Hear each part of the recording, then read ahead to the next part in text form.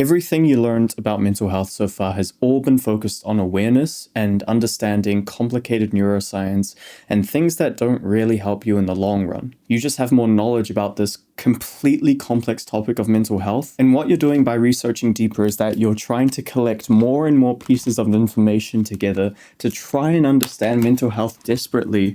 And you're over encumbering yourself with all the things that you need to know to be able to just have a decent amount of mental health. And this is the exact same problem that I faced when I tried to understand better what the relationship to myself is. There's so many analogies like you need to treat yourself like your best friend, you need to be more disciplined. All of these insights never really helped me take actionable steps every time I had a problem with my mental health. But there was one unifying theory that I discovered from a whole bunch of books that I researched. And after a few years, I made connections between all of the little puzzle pieces. Think of it like seeing the stars in the sky, but not knowing any constellations. You just see all of these dots glittering the sky, and you have no idea how they all connect to each other, what they mean in a deeper level.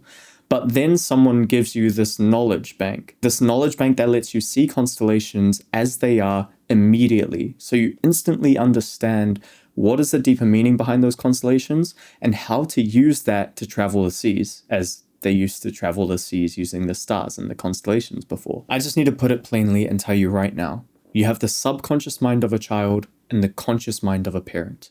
And that relationship is what builds your mental health. The easiest way for you to understand how this works is with the simple definition of discipline. Discipline is doing what you need to do regardless of the emotions that you feel.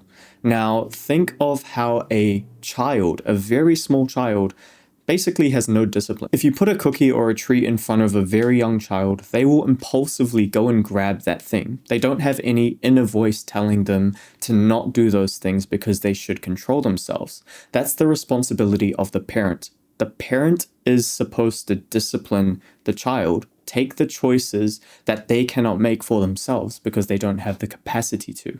But what happens when that child grows up?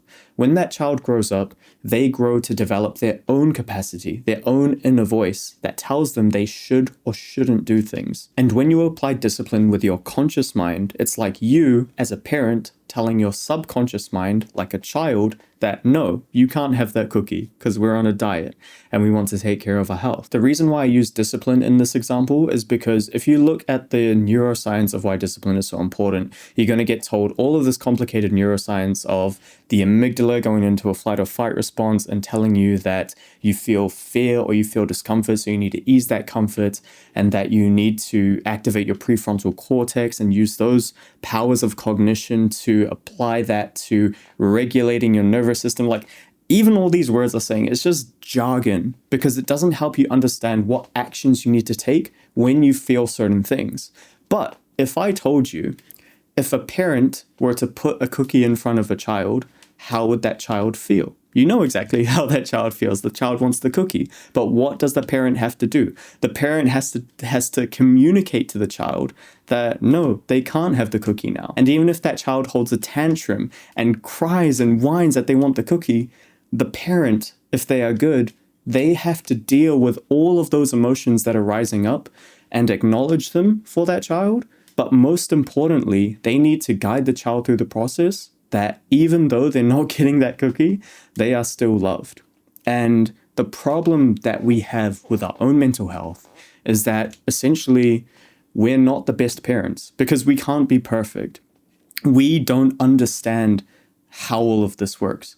And so in the same example, when you yourself decide to binge eat or whatever your addiction is, it's like you're letting the child have their way because you don't acknowledge their emotions, and the child will take over and try to comfort themselves because you don't understand how to be a parent to your inner child. And that's why when you go into researching people who are therapists and all this stuff, they will say things like, you have to think about what happened in your childhood, what causes trauma, and all of that. And they'll say things like, oh, you should journal. Oh, you should meditate. And I always thought to myself, why the hell do I need to do all these random sporadic things? It's like they're just like taking all of these puzzle pieces and just chucking them at me. And it's like, I have to remember all of this stuff all the time. But if I just put it in way more simple terms. Let's say a child has a problem with anxiety, and I think a lot of us all do. If you have a problem with anxiety, you're going to get told to do all of these random things that you have no idea how they connect together. But if you were to imagine, how does a parent take care of a child with anxiety? Well, first of all, they acknowledge their emotions, they understand what they're going through, but they don't let that child just cop out of everything they have to do just because they feel those emotions. The parents will guide their child through the journey of dealing with their anxiety and letting them understand that they're only feeling this because they are anxious of what is to come, and they don't believe that they have the power to overcome whatever interaction that is, whether that be a social thing, whether that be a hard conversation or whatever. And the role of the parent in this scenario is to help the child through that process. And if you think at each stage, what should a parent do when a child has a problem with anxiety? Should they ignore the child's feelings? Of course not.